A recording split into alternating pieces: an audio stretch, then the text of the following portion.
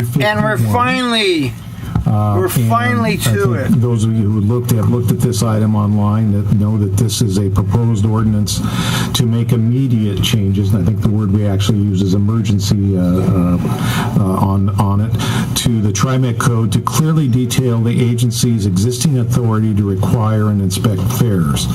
So first I'm going to turn to Trimet General Counsel Shelley Devine for a reading of this ordinance by title only. Thank you, President Warner. Ordinance 351 of the Tri-County Metropolitan Transportation District of Oregon, immediately amending Trimet Code Chapter 29 and updating procedures for requests for proof of payment. Thank you very much. Now I'm going to ask Eric Van Hagen, Trimet Senior Deputy General Counsel, to come forward and describe the ordinance and answer any questions the board might have on this, because it is a complex issue, and I know most of us have had an opportunity to look at it, but please. Thank you, Mr. Board Chair, members of the board. Ordinance 351 is designed to provide some clarity and resolve some confusion with respect to fare enforcement and reinforce our authority to conduct proof of payment request verifications on the system. As you know, a little over a month ago, there was a ruling in a criminal matter that concluded that the proof of payment request by a Trimet fare inspector, not transit police, but by a Trimet fare inspector, was determined to be an unlawful search and seizure in violation of Article 1, Section 9 of the Oregon Constitution. There was a sort of two-step process that the court went through in its analysis. The first question was whether a stop occurred when the request for proof of payment was made for purposes of Article 1, Section 9. And the second was, even if there was a stop, was it a valid administrative search? Now, Trimet was not a party to this case, and the decision was limited to the specific facts of that case and the matter before the court, and it involved the parties to that proceeding, not Trimet. But since then, we have found two similar cases that concluded that there was no stop that occurred. These are trial court decisions that no stop occurred when transit police asked for proof of payment. So there's again, the decision in this case concluded that a stop occurred and it wasn't a valid administrative search.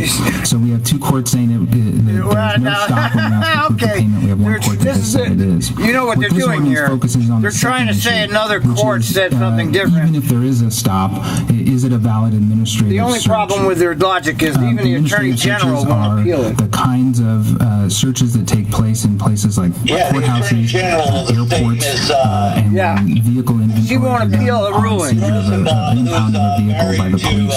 Those are all accepted administrative searches.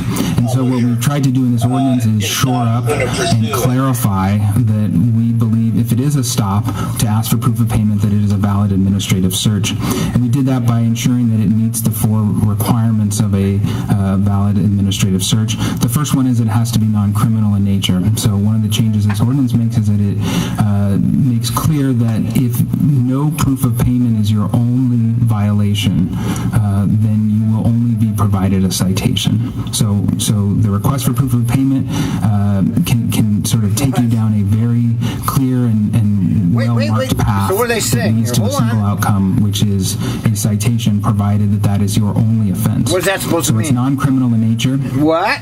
An administrative search has to be authorized by a politically accountable lawmaking body that typically is the legislature, which is why you'll see at the beginning of the ordinance there's a recitation of a series of legislative authority that the legislature has given Trimet to enact ordinances for the use and enjoyment of the system and to collect fares.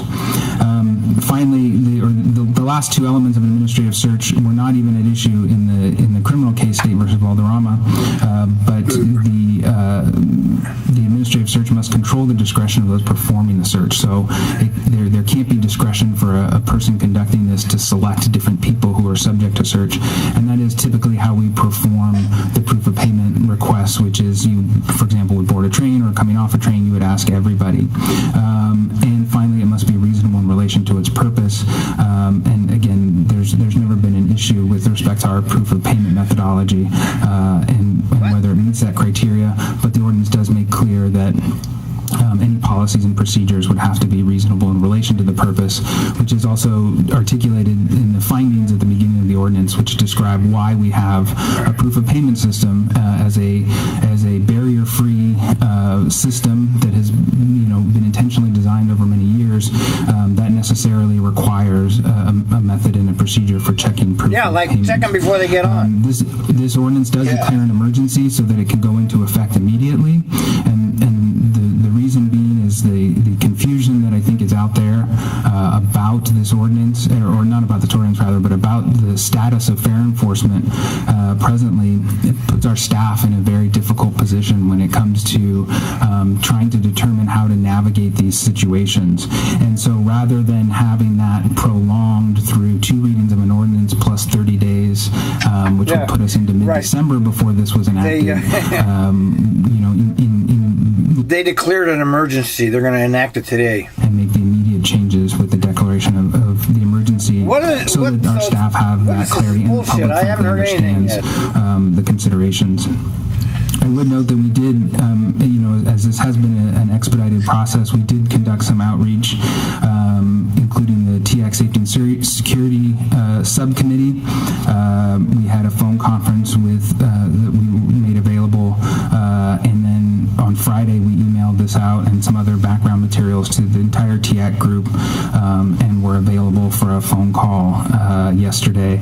In none of those, and I responded to at least to one email, and there were no concern. There were some questions about how this worked, but nothing that I received I interpreted as expressing any concern through that, albeit an expedited outreach process. They're a great public. So with that brief overview, I'd be happy to answer any questions.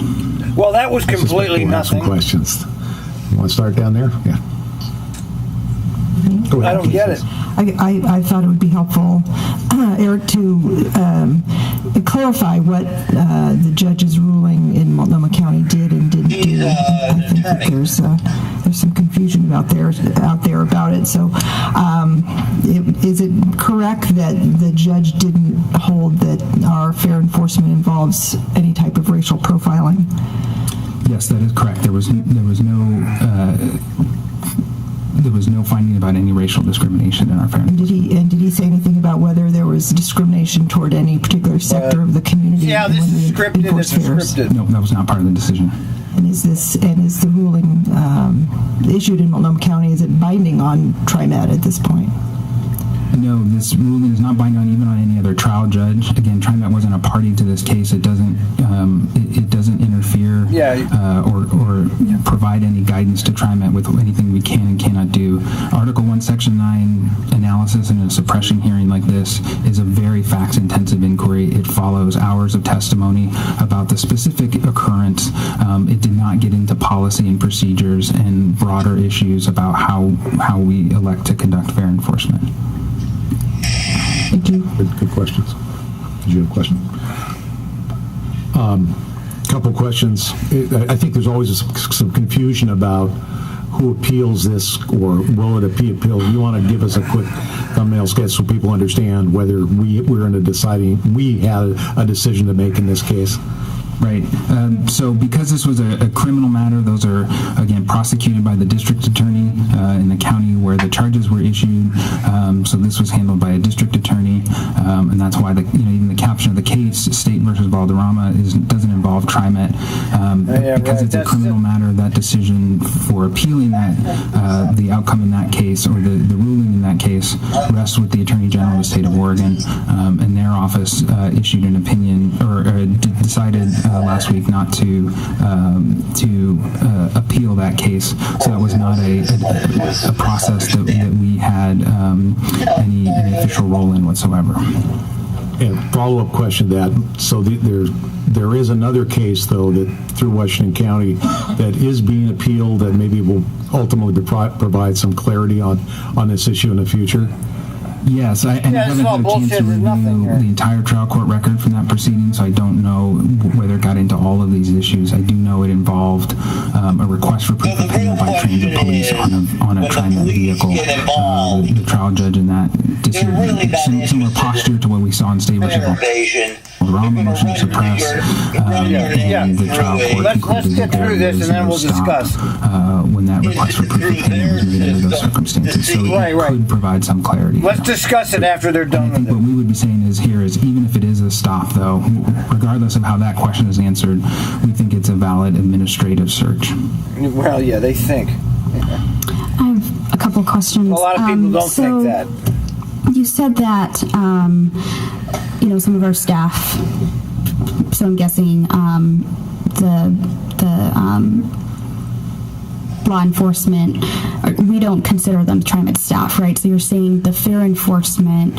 So clarification on that. So when you say staff are confused or they don't know how to, do this, when, some folks are saying I'm not going to pay fair because of the ruling. Just a clarification on what kind of staff we're talking about, and then my second question is around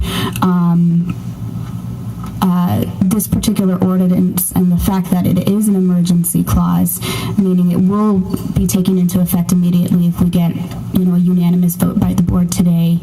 And can you talk a little bit about why the emergency clause and not why, not wait for more, community members to testify, to come forward with this? And then, sorry, my thoughts are a little bit scattered today around this. And then the third thing is around the actual, the legal piece. So there's the legal piece, and whether or not this ordinance is in response to that, or it's really giving direction to our agency to enforce what's already in our policy. So I guess it's like, what is the necessity of this ordinance? Because last time I checked in our policies, we still do fair enforcement, right? We still do that. Yes. So what is the added value of this ordinance and the emergency clause? Yeah, what is it? Yeah. So let me start with the question of staff, and I was referring specifically to Trimet staff, the folks that we have out there conducting fair enforcement activities and requesting proof of payment. I have met with them. I've had phone calls with many of them to understand from them what they've been experiencing out on the system. And I would describe it as they feel unable to really respond to situations that come up where people are saying that you don't have the right to do this and this is unconstitutional. They don't feel equipped to respond to that and provide answers and clarity to articulate for the customer why they do in fact need to show proof of payment. And I would say that's especially true for staff who are out on the system without transit police support. Those who are essentially out there on their own without a visible transit police presence, I think had an even higher degree of concern about situations escalating, as well as situations that they just didn't feel equipped to deal with because of this confusion, and I think because of some of the statements that were made and what happened after this ruling that kind of got out into the atmosphere about the status of fair enforcement. So that is, in terms of the emergency clause, again, the intent of the emergency clause is really originated as we continued to have these discussions and as we kept hearing this repeated message about the challenges for our field staff, that as we began to view the prospect of waiting for, again, the typical ordinance passage process is read at 2 meetings, at least 6 days apart, and then 30 days after the second meeting, or the second reading where a vote is taken, the ordinance would go into effect. So that process would push us into mid-December if we were to take that approach. And the reason that we wanted to expedite this is related to my answer to your first question, which is the uncertainty that this created for our staff and their challenges with responding to these situations. And so providing them with some direction and some guidance, which we'll do through some follow-up training. We're working on little business cards that will send people to a link that has some more information if they want to learn more about why we're doing what we're doing. But the urgency, I think, was with respect to the resolving that uncertainty and providing that clarity to everybody. And I would add that these are not set in stone either. I mean, we can continue to revisit these issues, but on balance, I think the view was the expediting this process was the most appropriate route under the circumstances. And just to follow up, so I definitely hear the concern that frontline staff are experiencing, when folks are not choosing to pay fare. I get helpful. That point. However, rather than having a board vote today on an ordinance taking into effect immediately, couldn't there be one-pagers developed, or right? I guess my point is, why do we need to have this in the way that it's presented to us now, with really only a short time for community to respond to this and take a look at it, and in particular our TAC members who expressed that they were just sort of given a general here's what it'll do, but didn't really get the actual several pages of documents until a couple days ago. So I guess in terms of training staff and messaging, couldn't you just send out like a one-pager saying, hey, here's how you respond when people have questions about fare enforcement, and that we are still sticking to the policy that we have implemented forever? So I think what not the ruling. The challenge of the situation for fair enforcement staff is you want to avoid the situation where somebody says this is unconstitutional and our fair enforcement staff is saying no, it's not, it's totally fine, and so there's been no change. You're sort of at a standstill, so to speak, with respect to the constitutionality of this, because this is in response to some of the issues raised in the opinion by Judge Whitmire in State versus Valderrama. So he found that the possibility of criminal sanctions made this not a valid administrative search. So what this ordinance is trying to do is fix that, is to be able to change the policy in such a way that resolves the issue. At least what we saw is the issues he raised in his opinion. And so I think it's more than just having an argument about the constitutionality of this provision. I think instead it is about changing the policy in a way that addresses the concerns that were raised, and altering the framework of the policy, decriminalizing when your sole offense is fare evasion, which is consistent with actions that this board has taken last summer with respect to changing the penalties and removing those from the court system. It sort of falls in line with that, which again puts you in a position of only fare evasion means only a no proof of payment citation. This is just window dressing.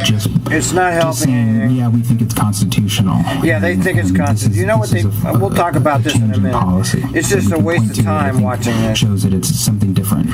Just like everything. And I think there may be some folks from the transit police who may be able to talk a little bit more about what they're seeing out on the system as well. I have a couple of questions and comments as well. I think that I guess my first question or comment would be that if this ordinance passes, that doesn't mean that we have to immediately go out and say we're implementing this. We have a responsibility to make sure that we alert the public and alert our staff as well, so that everyone knows that this is coming down the road prior to December 15th, which would, if we postpone this, that's our earliest date of implementing it. I got too many fucking tweets is my problem. So I think the question is, are we doing? We're continuing to conduct fair enforcement right now. Yes. And so we're in a flux. Yes. So what this is really designed to not change whether or not we do fair enforcement, but to provide an explanation and rationale and resources for helping the public to understand and our fair enforcement staff to be able to communicate why they are authorized to request that proof of payment.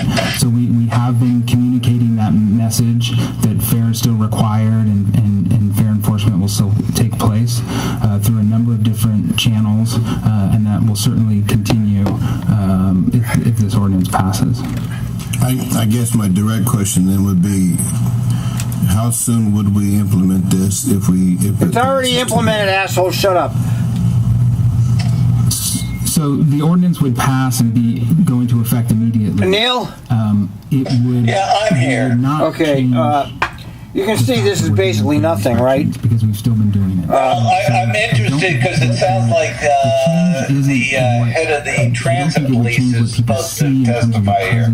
Oh, really? All right. That's what he said it is really what is the underlying authority for that those requests for proof of payment, not what they're actually, the fact that they're out on the system. Does that? And I understand it puts them on more solid ground. I get that. I guess my other part of that's a tough one to answer. Do any check further than. But my other one is an impact question as well. The fare issue that might satisfy a lot of people, but that's not where it's going. No, they're just they're obfuscating. What's the word? They're hiding behind a whole bunch of nothing here, really. I understand. You mean in terms of our ability to conduct fair enforcement, I want to digress. I guess as I understand it, we have been building taking us through the process and new of fair enforcement in regards to this ordinance. the blue line first started. What is that going to look like? Knowing full well back into the 90s that fare evasion was a big issue, even though it was not admitted. But we kept building platforms that had, quote, an open system. Right. That's it, man. So you just propagated the problem you just keep expanding it. And I guarantee you the Southwest Quarter platforms will do nothing but expand the problem because they will not be a closed this ordinance doesn't. I'm in the middle of something, Susie. I can't talk right now. What do you need? I'm in the middle of something here. I'm in the middle of something. Our operational decision as to what fair enforcement tactics we use, it affects the underlying authority to conduct. With this case, what is can you say, can you see your proof of payment, please? And that's what we're trying to solve for. Is just that. Yeah. Okay. If you insist, Jesus Christ. Yeah. Not the manner method in which the inspection is done. That woman's a pain in the ass. All right. We're going to have street corner attorneys that differ with your opinion, and I think that's where my concern lies. Okay. Because especially in this information age that we have today with and I hate to say it, but with 45's problems with being able to tell the truth about certain issues. Folks don't know where their information is coming from half the time, and they don't know who to trust, and that has been taken away from us as a society. So that gives us a huge challenge in regards to doing something like this, because we're going to have folks out there, they're going to, no matter what we do, they're not going to believe that we're on the right path or we're doing things correctly. And there's going to be others that are going to say, they're going to be iffy about it. So I think that, our fair inspectors need to have something concrete as we can make it to support them in doing their daily duties. What a bunch of baloney. I will share with you, I've got a handful of these I'm happy to pass around up to the dais, but these were cards that we're envisioning using that say... I can't find the case. Send those around. Thank you. Back and front, English on the front, Spanish on the back. Well, they're not going to change anything. I mean, we'll discuss this in a minute here. Attorney is legally allowed to verify you with pages there, see what the law says at trimet.org/fair is fair. Because there's, there are a lot of details about this and what happened and potential misinformation. I'm not certain that we can, fully engage and satisfy every person with respect to this. But we're going nowhere. What's happening here? And I was hoping to get to the end of this before we discuss this. About our position on this. As somebody who has sued Trimet and actually won, I sued them and won.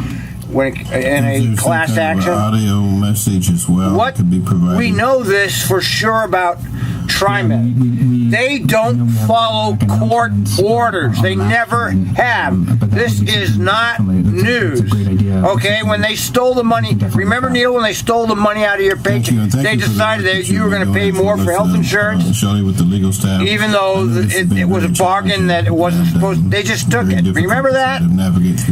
Right. They were ordered by the court to not do that and to refund the money. They did not give the money back. Questions and they waited until the contract was signed, and then they gave the money back. Trimet has a long history of ignoring courts. This is not new. What Trimet's done here is what they always do. They lose in court and they say, well, fuck you, go do something about it. They make you go back to court, okay? Because you have no remedy against Trimet except court. If they ignore a court order, you have to go fucking back to court, and that takes years and money. They don't lose anything by ignoring court orders. Now, will the ACLU continue this case? I don't know. I mean, it takes years to get heard, you know? Well, they have said that they are not pleased with this ordinance as it's drafted. Who said? The Trimet? I'm really glad that we're rolling No, they need a class action filed against them. And if I have the resources, I would do it, but I'm not wasting my money on this shit. I mean, it's not my problem, but it costs $600,000 to win that goddamn class action against the way they steal operators' time. Which could lead to we won the lawsuit, but guess what? Trimet didn't change anything. Okay, they're still stealing their time. Well, that to me was the sad point of the settlement of that lawsuit. Yeah, right. That's right. They didn't change anything. They settled, admitted no wrong. Yeah, I consider the lawsuit a failure from my point of view. As you know, one of the first things Trimet did in that lawsuit was to kick me off of it. Okay, they kicked me off, so I was no longer able to be like the head plaintiff anymore. They got rid of me immediately, and as the time went on, finally they offered a settlement. And the attorneys just wanted the money, and so they took it. And I was not happy with it. But whatever, man, they didn't... As I told you, they wanted me to become the one for the deposition. Yeah, and I just... what's his name? Your buddy... And I said, I can't sit there and say nothing. Yeah, what's his name? He just retired, became the Max operator. He was good. God, I can't... You know who it was.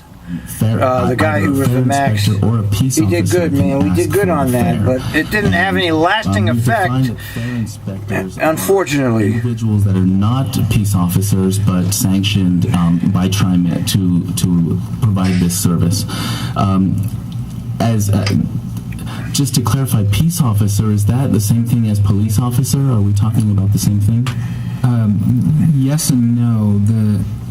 The enforcement authority is for inspectors, peace officers appointed by the general manager, and all peace officers of the state of Oregon. They are all all of that entire group of people are authorized to issue citations. Do peace officers and fair inspectors look the same? Do they have the same uniforms? Are they dressed the same for the public to make that distinction?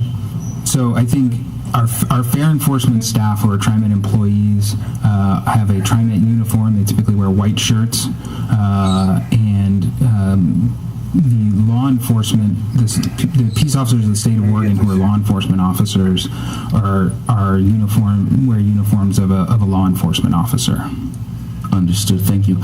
So, if we have an individual who might have a warrant or might have oh my God, see why I don't watch these meetings, Neal? You see, I can't watch this shit. This is like watching Trump. It's the same thing, man. It really is the same thing. You're watching a bunch of people trying to define the reality for us that they want you to see this. Here, this is the picture here. You look at, this is the reality. Anything else is not the reality. And that's the problem with these meetings are nothing, man. They're nothing. You're just watching a bunch of overpaid actors on a stage providing us with some bullshit. That's all it is, man. That's all these board meetings are. It's very expensive. They make lots of money. That's how do you think the oligarchy can maintain its power?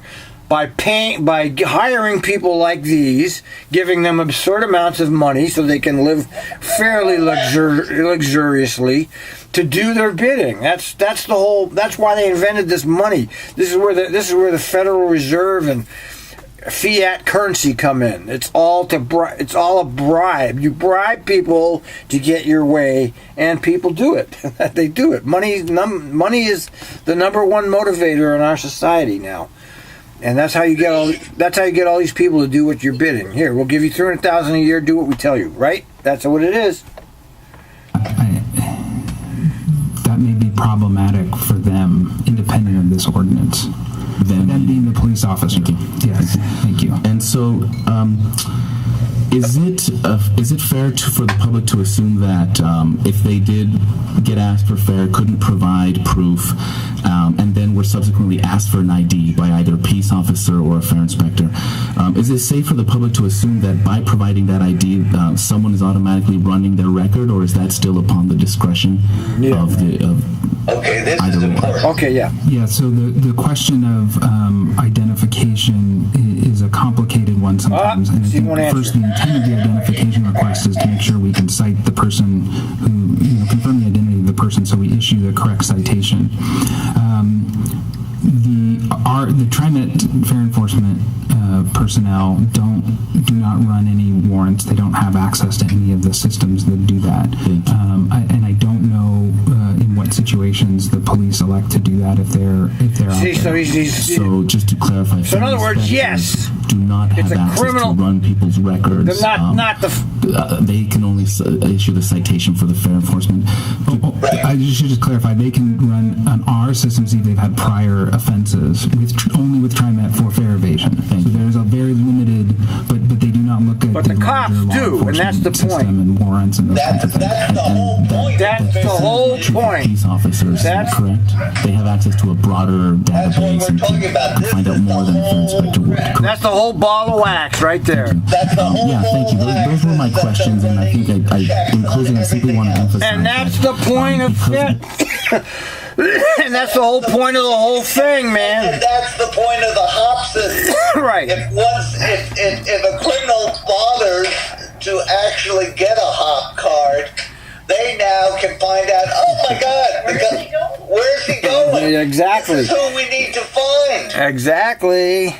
Pay the fare. It's the cheapest preventative measure you could have. Yeah, you fucking sock puppet. Thank you.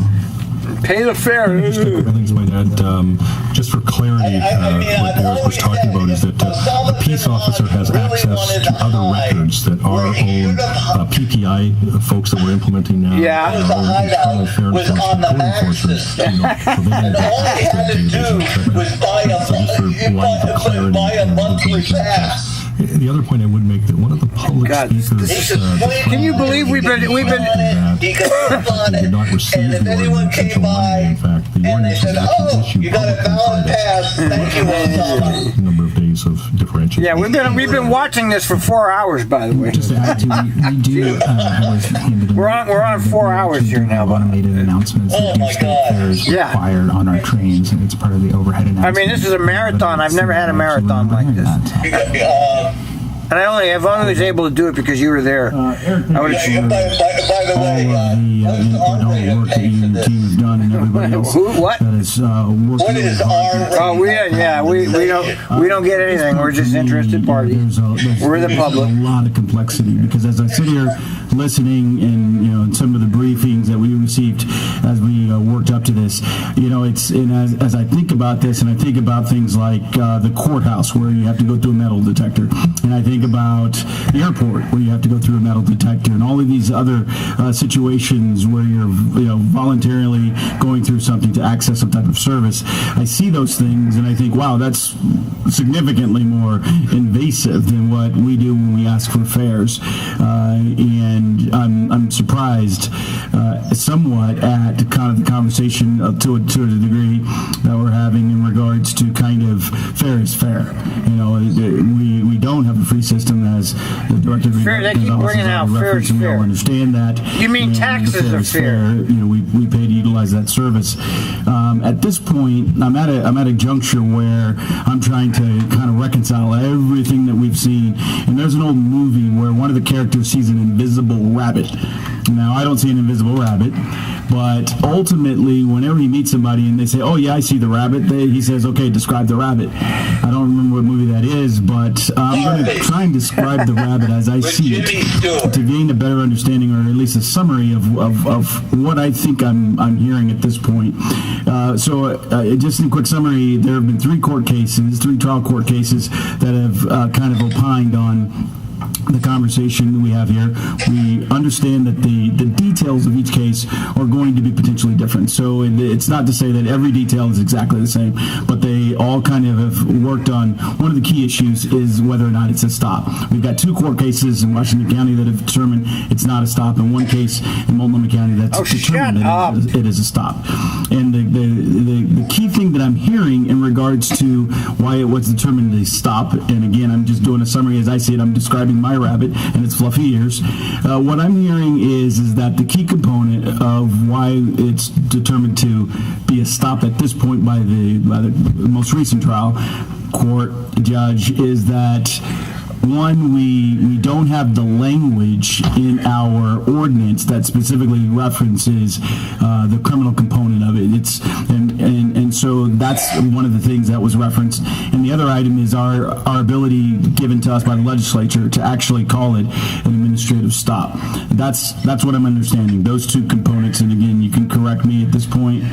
I don't want to correct you because I think everything you said, I would just maybe draw a slight distinction that what the court found lacking with it being non-criminal and the authority of the legislature correctly identified, that was whether or not it was a lawful administrative search, not whether it was a stop. So you only get to the administrative search if it is a stop. If it's not a stop, then we're fine. So if there were to be an appellate decision that said asking for proof of payment isn't a stop, we never even need to know whether there's an invalid administrative search. The administrative search comes in after you determine that there was a stop, then you need to determine whether it was a valid administrative search.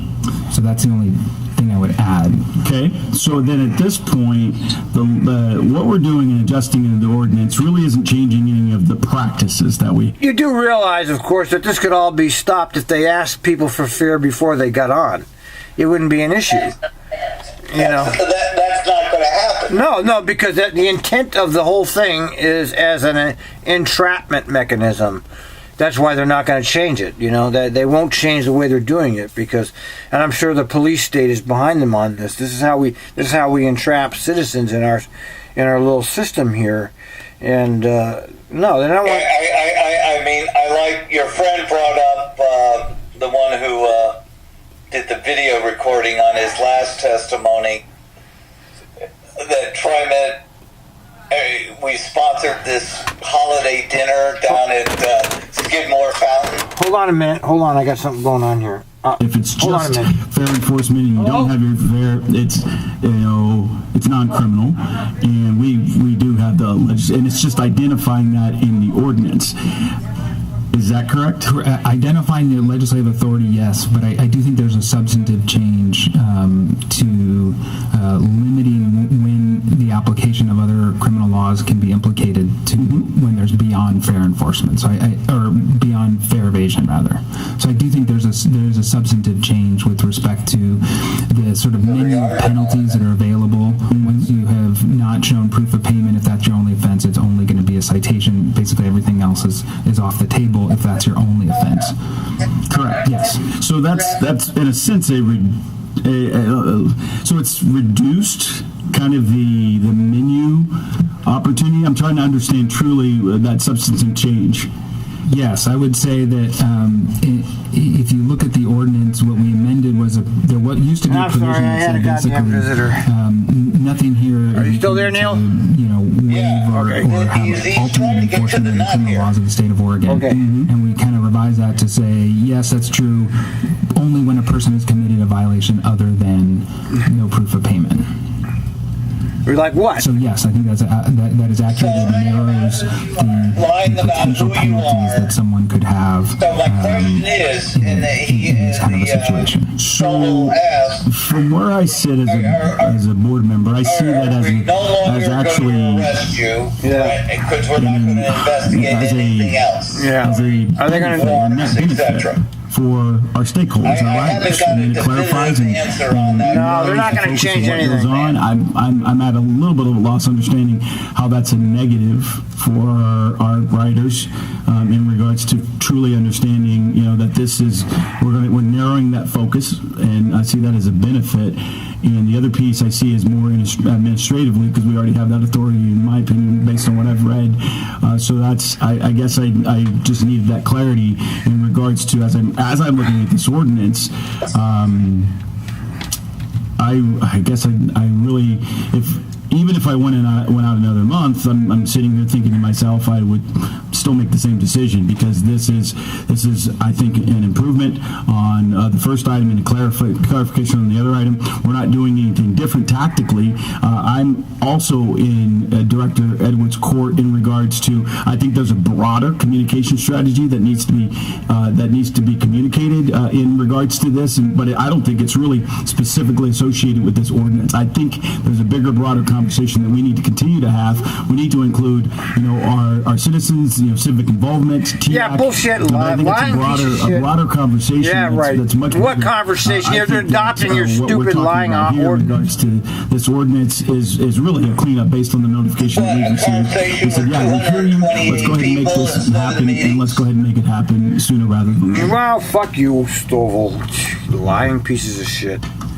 You're just elite. Thank you for all the These comments. are just elitists. Yeah, I think defining reality for us, just like Trump does. Being an emergency clause, and somebody vote no. Thinking about this, and also talk to other community members, is that this will take into effect immediately, and as General Manager Kelsey said, the TAC was shared this ordinance on Friday, so that gave people about 4 days if they wanted to meet, if they wanted to discuss, to really look at all of the different things that are in this document, which would directly impact vulnerable communities, people of color, low income. And so I just, I'm a little torn. I understand the urgency, and that I know that this is really a legal document. Right? It's advised from our legal counsel that we adopt this because it will help protect Trimet. It will help protect the way that we do fair enforcement and all of the things that are outlined.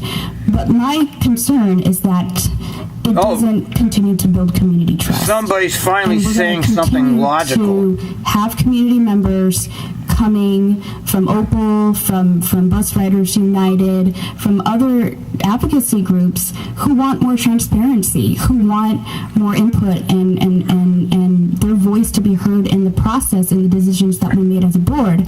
So I don't disagree with you in that. I agree with the things that are outlined in here. But what I'm really stuck on is the timeline of why it needs to happen right now. This is going to take into effect, and I just don't think 4 days for people who are working, for people who are low income, who may not have the means to meet, to reach out to board members, is really enough time for them to take a look at this, and particularly the TAC, because as a board member, I highly value their voice in this. They're the Transit Equity Advisory Committee, and they have the word advisory in that committee. So to not hear a formal reaction to this is concerning to me. So again, I'm not disagreeing in that we need to do something in writing more formally to pass something so that the public has more clarity. But I'm concerned about the timeline and the rush of this vote, and I'm also concerned about the lack of community engagement process. Good for her. We got the board's questions and comments out. I think what we ought to do now is then move. I'm sorry. See, he's just going to get rid of it. See how he is? I had one other, and I don't know if you can answer this question or not, but I guess I had a question on what is the turnover of our fair enforcement? What's the turnover of our fair enforcement? And also, what kind of retraining and evaluation? They got rid of the goddamn fair inspection department.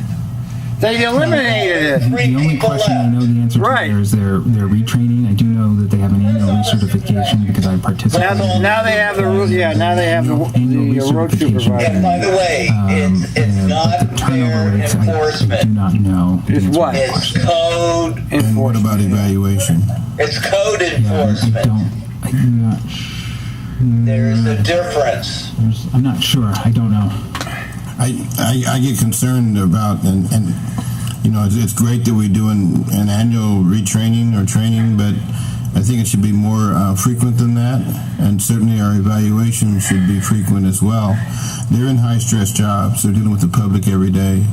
And so they should be having evaluations. Your wife says, yeah, I heard that one. And they should be also have retraining and most fair often as well. Most supervisors, you know, I certainly wouldn't see myself out dealing with the public on a daily basis and not being able to get some retraining periodically and be evaluated and know what my state of mind and my state of being dealing with the public. Yeah, well, good. That's what they should. That's the resolution they should come to. Exactly. Fuck that shit. We're putting people out there. In other words, giving them the tools and information they need. No. It's not worth getting beat up. No. The hell with that goddamn. With time laws. Yeah. Trying to go through the work. Exactly. The hell with it, man. Do they? Yeah. They're not. Do they put a quota on you over there? Ask your wife. Is there a quota? Okay. Well, the hell with it. Then the hell with them. Fuck it. Give them more. What they have to do as far as a quota on a regular daily basis. Supervisors are supposed to put in X amount of time every day doing. Yeah, but they don't have to write tickets if they don't want them. Right. Yeah. A lot of verbal. Okay, well, good. Make sure they're doing it. The hub card, the supervisors are supposed to They only show up just once a year. They start. I see. So they make sure. Yeah, the fucking motherfucker. I guess that's there's another reason for the hub card. Yeah, tracking employees. I know. Right. My gal still works there. She won't tap that card on anything. She knows what they're up to. And making sure that they're, you know, they're still capable and prepared to do their Why don't you jobs just check the fares before they get on? Okay. Because if I'm a What's the supervisor, big deal, man? I'm going to build a relationship with that individual, and at the same time, that relationship may cause their jobs to be compromised in a way. Because maybe I get to know their family, I may get to know them personally, so I don't want to jeopardize their employment. That could be a very big issue as well. So I think maybe we need to look at it a little bit differently. Yeah, good luck with that. They're not going to change anything. Well, with that, I think it's all we may have more further have you had enough, Warner? Oh, does anybody dissent? Let's see. Will anybody dissent? As required by our ordinances, or by our charter. Excuse me. What is it? Our code. Thank you very much. And right now, I have two people who've signed up to testify here. Somebody's the first left? is Commander Mike Frome from the Transit the Police, fucking cop. and Dave Davis, who did testify earlier. He left. So I don't know whether he's here today. But no, he's gone. If that's not the case, he couldn't wait 4 hours to wait for you, goddamn motherfucker. There he is. Thank you. They're actually opening it up to public testimony. I'll be brief. Yeah, but the cop gets paid, so that doesn't count. Yeah, congratulations. Obvious reasons. Yeah, a great idea for me to try to get promoted. He's getting paid, so he doesn't count. Consideration of this ordinance today. Since the Valderrama opinion, I've heard a lot of people use fuzzy, confusing. That's what it's been for the officers at the Transit PD, because we have been constantly trying to seek clarity in what our mission is and how can we accomplish our goal of assisting the fair enforcement program in a way that ultimately is going to be constitutional. your work here today helps us get on that path. What I've a had multiple bullshit. See meetings that? He's just about another Valderrama tool, since I took man. over. I'm going to continue He's to have just multiple another meetings. tool. This is not the end for me. It is the beginning of how we work with Trimet Council, with the Portland City Attorney, with any county or any municipality's lawyers that want to be involved in it, so that we can make sure that we're doing the absolute best that we can. And just speaking anecdotally, there's a great deal of importance from my officers that there be some strong stand taken so that we know where the support is for the fair enforcement program, so that word gets out in the public that it is not a free system, that there is an expectation that people show fair. And that's all my comments really are today, so thank you very much. Thank you. Appreciate your staying around and providing that testimony. Is there anybody else who wishes to testify on this ordinance before I close the hearing? Of course he will. Of course he will. Seeing none, then I will close the Okay, public does anybody hearing and dissent? move on to further Anybody discussion, dissent? if we have any from the board based on the testimony we might have heard here. So this goes back again Is she going to say no? Vote the fucking necessity no. of this ordinance getting passed today as an emergency clause, which will be taken into effect immediately. And also the communications piece, right? So the communication that our public agency is sending to the public, as it has been before this case ever appeared, and to kind of reinforce what is our policy with fair enforcement. So I think for me, I will push back. I don't think the timing of this ordinance She's to gonna do vote no, I what think. we need to do to communicate to the public is needed to be voted on today. I think Good for there is her. public communication that Trimet can send out around what are we doing as an agency. We're going to continue to collect fares. If people have questions around the constitutionality of that, we could say we are in a court case right now. We are in a legal case where we are still trying to figure that out. But in the meantime, we are still Neal, fares. all they have to do here, I just don't if they don't know think the if- case is, you appeal it to a higher that's court. one. And The then fact that second they thing won't is, again, appeal it really tells back you to that everything you need to know about it. engagement piece. There are lots of voices that are not here today, that are not a part of this conversation around the ordinance and the emergency clause. And I feel like this ordinance is it's a Band-Aid. It's a Band-Aid to a wound that has been festering in many low-income communities, many communities of color. I grew up in East Portland. I grew up in kind of this area of town, and I have seen a lot of different incidences riding on the max, growing up there, where people of color have been stopped and asked, Exactly. compared to other people who aren't minorities. Yeah. So I know that those voices are missing from this. Right, exactly. And if we Spend about, want to be get a some 50 million transformative bucks. agency and not an agency that just keeps reacting to things, I think we need to have difficult conversations around policing, around profiling, around fair enforcement. What? And I know that A 3.5 foot not going to happen overnight. A what? a little fence that on something that you know you could jump over. That was supposed to solve the Oh problem. my gosh, Jesus and just Christ. say, hey, So they want you to fear evade. It's like, come on in, let's get you on here, man. I mean, that's what they want you to do that. That's the again, intent. getting TIAC members to come forward. They need those and ridership to come numbers up too, right? with what is the right ordinance? Right.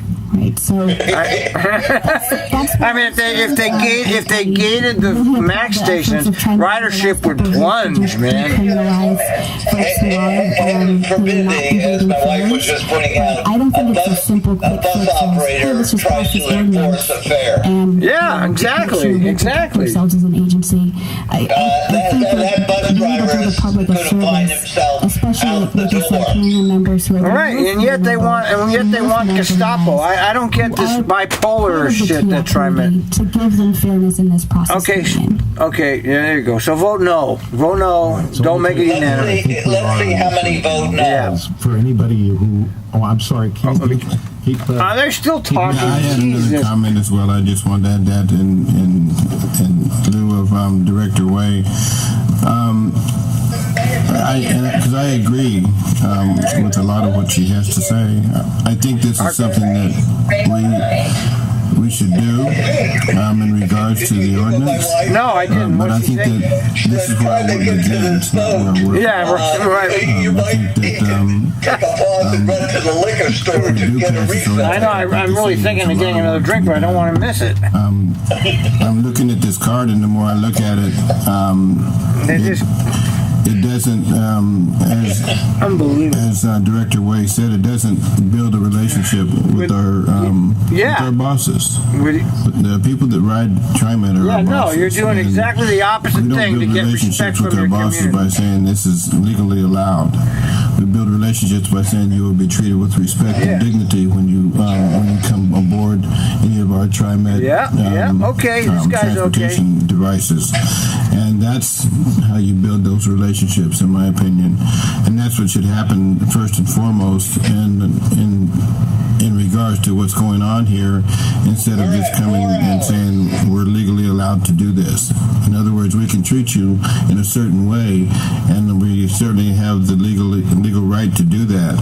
But we have a right, I think, and a responsibility as a board to remember that our responsibility is to the public, and so we should be treating them with respect and dignity first and foremost. Yeah, good for and that's what should be on this card first and foremost, is that we're going to treat you with respect and dignity. I like it. But at the same time, we are allowed to do this. Come on, no, you're not allowed to do that. Me, just because you say you're allowed. Any kind of rapport with your with the people that are riding our Trimet facilities, and because, like I say, it's just really clear to me that when you say that, you might have the right to treat me this way, but why are you treating me this way that's good when point. I have done nothing except try to use your buses or the light rail, and I paid my fare.